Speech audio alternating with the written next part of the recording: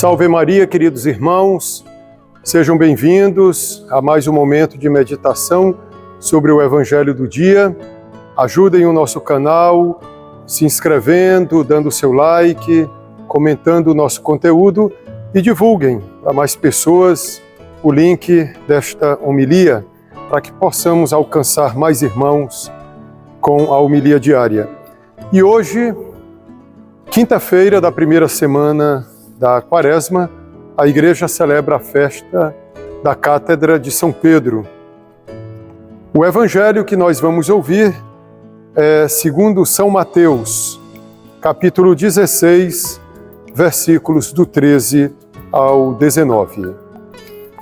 Naquele tempo, Jesus foi à região de Cesareia de Filipe e ali perguntou aos seus discípulos: quem dizem os homens ser o Filho do Homem?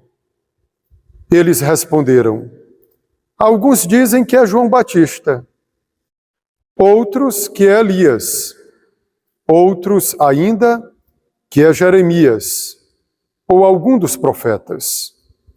Então Jesus lhes perguntou: e vós, quem dizeis que eu sou? Simão Pedro respondeu: tu és o Messias, o Filho do Deus vivo.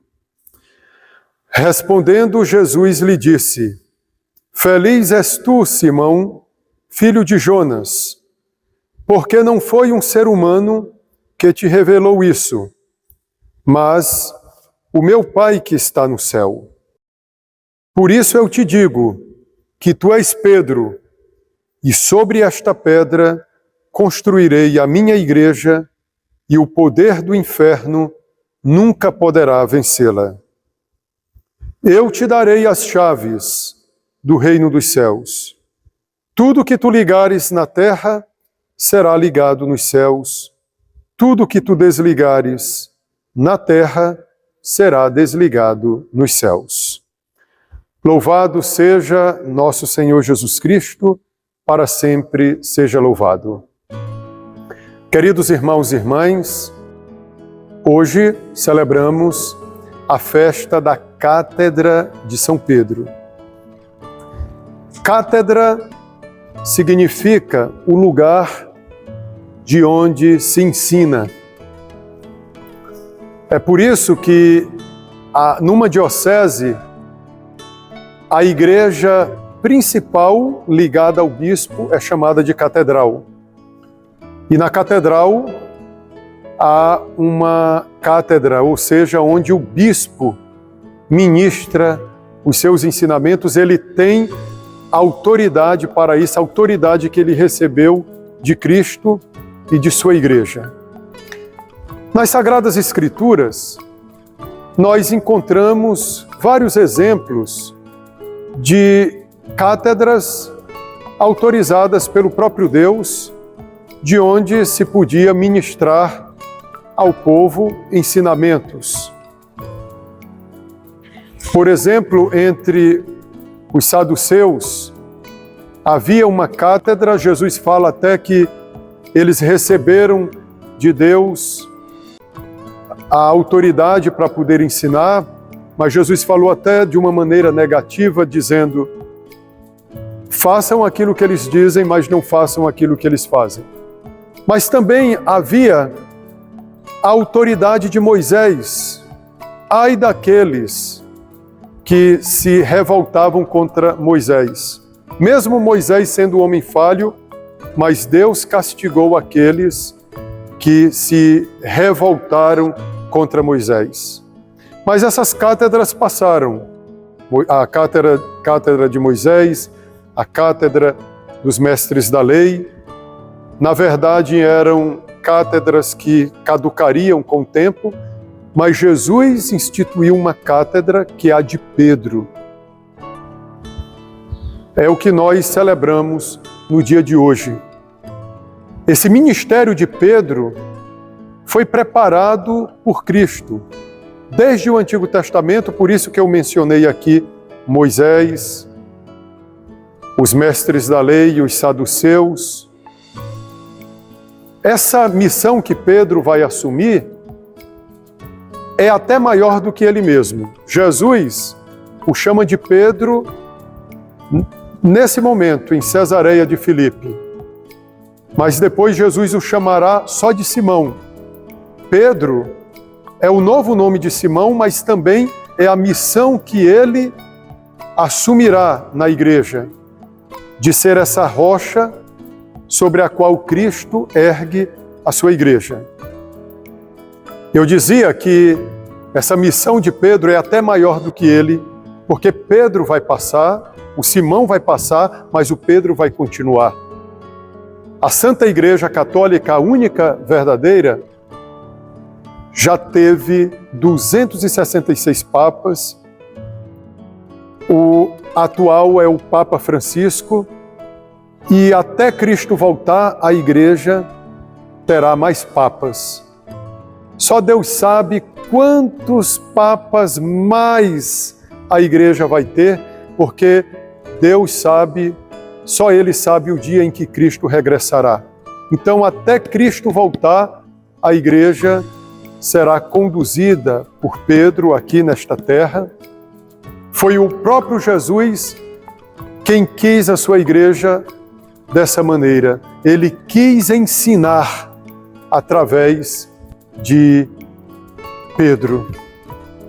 Jesus também mostrou um exemplo de cátedra na sua vida, quando uma certa vez ele estava ensinando às margens do Mar da Galileia e as multidões estavam comprimindo o nosso Senhor. E ele viu duas barcas, mas ele subiu na barca que pertencia a Pedro e ensinou ao povo que se aglomerava nas margens do Mar da Galileia, ele ensinou a esse povo ali da cátedra da barca de Pedro. Ele fez da barca de Pedro uma cátedra.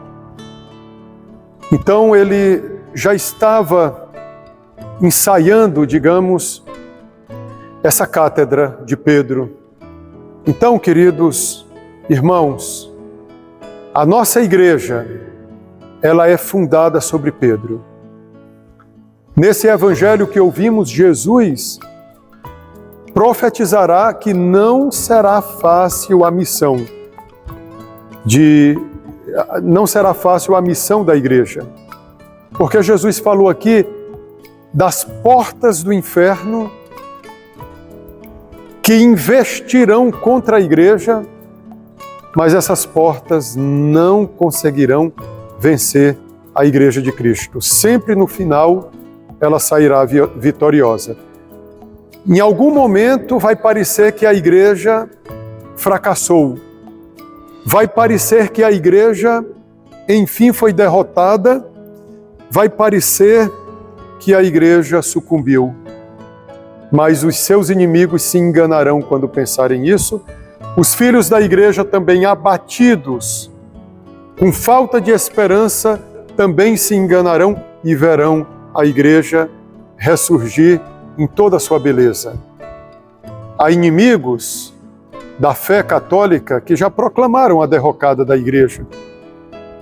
Porque realmente, aparentemente, aos olhos humanos, parece que a igreja diminuiu, que a igreja se abaixou. Pelo contrário, ela está muito mais forte.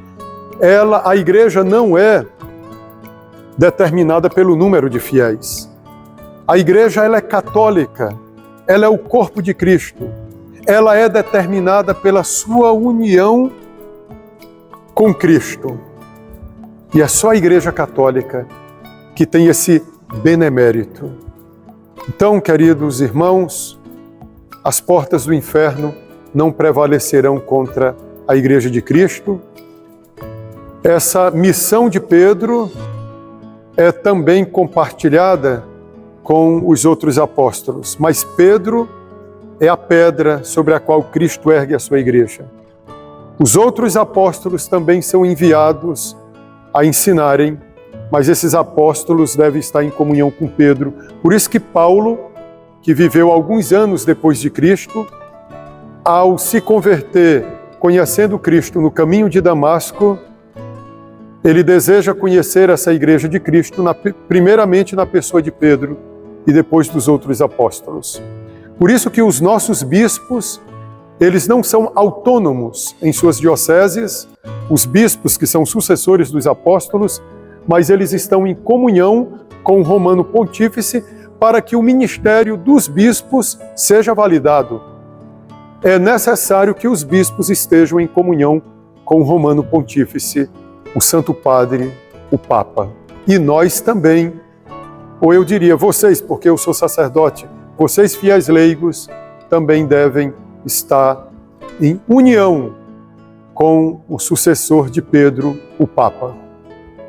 Louvado seja nosso Senhor Jesus Cristo, para sempre seja louvado, pela intercessão de Nossa Senhora das Dores e de São Pedro, a bênção de Deus Todo-Poderoso, Pai e Filho e Espírito Santo, desça sobre vós e permaneça para sempre.